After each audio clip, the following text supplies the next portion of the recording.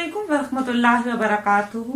आज 21 रमजान मुबारक है, उसके हवाले से किस्सतुल इस्लाम में आज मैं आपके सामने लेकर आई हूँ। जो टॉपिक है वो है हजरत अली और आशिकी मुस्तफा। हजरत अली के कौल से ही आगाज करते हैं। कहते हैं परवरदिगार अली कह रहे हैं, और अली से ज्यादा इबादत गुजार कौन होगा। वो कह रहे हैं कि ए परवरदिगार, मेरी इज्जत के लिए काफी है कि मैं तेरा बंदा हूँ, और मेरे फख्र के लिए काफी है कि तू मेरा रब है। तू वैसा ही है जैसा मैं चाहता हूँ, मुझे वैसा बना दे जैसा तू चाहता है। ये दुआ कर रहे हैं। 21 रमजान मुबारक की तो खत्म होने को है, तलू होने को है।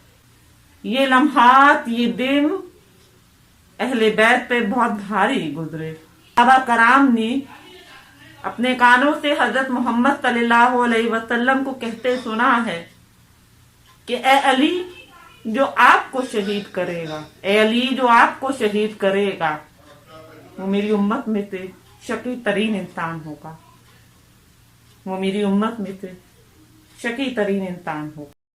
और हजरत अली ने अताते खुदा और अताते रसूल का हक अदा किया, और इसके मुस्तफ़ा में वो मिसाल कायम की जिसकी कोई मिसाल नहीं मिलती। कुछ बातें हजरत अली इबादत करते वक्त तकरार से करते थे, बार बार करते थे। इनमें से एक ये भी है कि परवरदिगार, मैं तेरी इबादत इसलिए नहीं करता कि तेरी जन्नत का मुझे लालच है, ना ही तो तेरी इबादत इसलिए करता हूँ कि तेरी दोज़ख से डरता हूँ, बल्कि मैं तो तेरी इबादत इसलिए करता हूँ कि तेरे अलावा आय के सद्दा समझता नहीं हूँ, इसीलिए तेरी इबादत करता हूँ। किसी ने देखा कि हजरत अली जौ की सूखी रोटी पानी में भिगो कर खा रहे हैं। कायनात का मुश्किल कुशा जौ की सूखी रोटी पानी में भिगो कर खा रहा है। देखने वाले ने कहा कि हजरत अली, हमने तो ये सुना है कि मोमिन जब खाना खाता है तो अल्लाह खुश होता है, आपको तो अच्छा खाना खाना चाहिए। हजरत अली ने फरमाया कि अब्दे खुदा, तूने सच कहा, मोमिन जब अच्छा खाना खाए तो खुदा खुश होता है, लेकिन अमीरुल मोमिनीन हूँ। कहा, मेरी सल्तनत में गरीब को ये सूखी रोटी भी मैसर ना हो, अली को उस सूखी रोटी का भी रोज़े क़यामत जवाब देना होगा। लेकिन एक दूसरा रुख तस्वीर का चश्मे फलक ने यह भी देखा कि बदर हो के हुनैन, खैबर हो के खुंदक, यही सूखी रोटी पानी में भिगो भिगो कर खाने वाले अली जुल्फ़िकार ने वो जोहर दिखाए। दोस्त हो दुश्मन, तब ने दाद दी, तब ने दाद दी। एक फकीर ने सदा लगाई, मोहताज हूँ, गरीब हूँ, अल्लाह के नाम पर कुछ दे दें। हजरत अली ने कुछ देना चाहा, साथ एक दोस्त खड़े थे। उन्होंने कहा, ये मोहताज नहीं है, झूठ बोल रहा है। अली ने कहा, अल्लाह के नाम पर मांग रहा है, अगर झूठ भी बोल रहा है तो तब भी उसे दूंगा। मुझे इस बात की गर्ज नहीं कि वो झूठ बोल रहा है। ये है अली की सकाफत।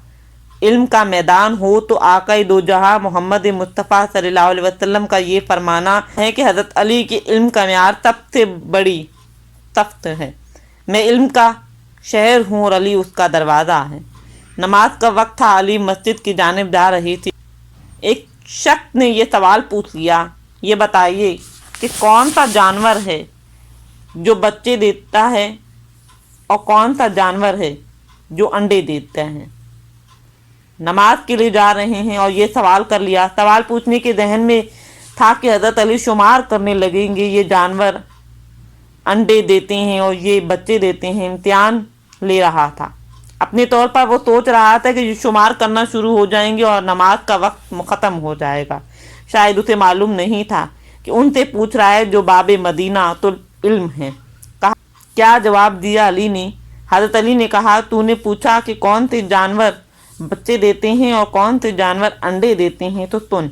हज़रत अली चलते चलते बता दिया कि ऐ शख्स सुन ले, सुन, एक असूल बता देता हूँ। जिन जानवरों के कान बाहर होते हैं वो बच्चे देते हैं, और जिनके कान अंदर होते हैं वो अंडे देते हैं। असूल बता। 1400 बरस बीत गए, 1400 साल हो गए। मेडिकल साइंस ने देख लिया, एक जानवर भी ऐसा नहीं मिला जिसके कान बाहर हों वो अंडे देता हो, जो जिसके कान अंदर हों वो बच्चे देता हो। किसी ने पूछा कि अमीरुल मोमिनीन, ہم آپ سے جو بھی پوچھتے ہیں آپ بغیر سوچے اس کا جواب دے دیتے ہیں، بلکہ صحیح جواب ہوتا ہے۔ یہ کیسے ممکن ہے؟ یہ کیسے ہو سکتا ہے؟ حضرت علی نے سمجھانے کے لیے اس شخص سے الٹا سوال کر لیا، کہا تیرے ہاتھ کی انگلیاں کتنی ہیں؟ بولا 5۔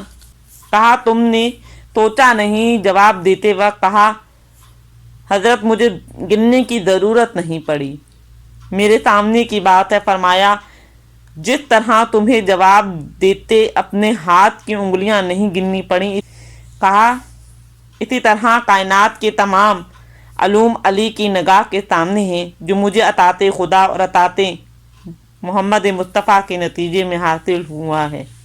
ایسا تسلیم خم کیا کہ حیران ہو گئے۔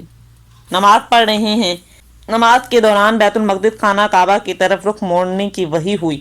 حضرت علی نماز پڑھ رہے ہیں، اسی وقت خانہ کعبہ کی طرف رخ موڑنے کی وحی نازل ہوئی۔ جب رسول خدا نے اپنا رخ موڑا، حضرت علی نے بھی عطاء مصطفیٰ میں اپنا رخ موڑ لیا، اپنا رخ تبدیل کر لیا۔ نماز ختم ہوئی۔ اس کے بعد پوچھا گیا کہ اس وقت تک تو آقا دو جہاں نبی رسول خدا کے علاوہ کسی کو معلوم نہیں تھا کہ قبلے کی تبدیلی کا حکم آیا ہے، تو انہوں نے تو اس وجہ سے تبدیل کر لیا، آپ نے اپنا رخ اتنی جلدی کیسے تبدیل کر لیا؟ کہا جواب دیا کہ علی نے فرمایا ہم نہ بیت المقدس کو جانے نہ تو بیت اللہ کو جانے، ہم تو رخ مصطفیٰ کو جانے، جدھر رخ مصطفیٰ ہو جائے وہی علی کا قبلہ ہو جائے۔ جنگ احد میرے ماں باپ قربان ہو جائیں، میرے آقا کی عزت اسی جنگ میں میرے آقا کے دندان مبارک شہید ہو گئے۔ یہ وہ واقعہ سب کا سنا ہوا ہوگا۔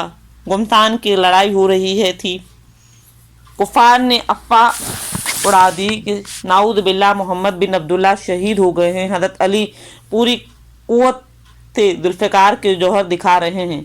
کسی نے قریب آ کر کہا کہ اے علی، ارے آپ کے آقا تو شہید ہو گئے، اب لڑ کر کیا کریں گے؟ علی نے ذوالفقار کو نہیں روکا، لیکن سوال کا جواب بنا کر اسی کے منہ پر دے مارا، کہا کہ ارے میرے آقا شہید ہو گئے ہیں تو اب میں جی کر کیا کروں گا؟ بس میں اپنی گفتگو کا اختتام کرتی ہوں۔ 18 رمضان المبارک کو اپنی بیٹی جناب کلثوم کے ہاں روزہ افطار کیا۔ آپ کی بیٹی کے بابا کے سامنے 2 کھانے رکھے، فرمایا بیٹا ان میں سے ایک کھانے کو اٹھا لو۔ کہا بابا آپ سارا دن روزے کی حالت میں مزدوری کرتے ہیں، نے کھا لیں۔ کہا بیٹا آپ کیسے کھا لوں؟ میں نے ساری زندگی آپ کے نانا رسول خدا کو 2 کھانے کھاتے نہیں دیکھا، تو میں کیسے کھا لوں؟ میں آج ہی کی شب حضرت علی جس انداز سے صحنی خانہ خدا میں پیدا ہونے والا خانہ خدا میں شہید ہو گیا۔ 19 رمضان مبارک صبح صادق خدا کے لیے، اپنے خالق کے لیے سجدہ ریز ہونے کے لیے خدا وند خانہ خدا کی طرف چلے۔ صحن حرم میں بچے پکڑ کر کہہ رہے ہیں کہ حضرت علی نہ جائیے۔ حضرت علی نے اپنے قاتل کو بھی، حضرت عبد بن رحمان کو بھی نیند سے بیدار کیا۔ نماز کا وقت ہو گیا ہے۔ جس علی کو یہ منظور نہیں تھا کہ ان کا قاتل ان کو مار دینے والا بھی نماز قضا کرے، اس علی کو یہ کیسے منظور ہوگا کہ ان کے محب اپنی نماز قضا کریں؟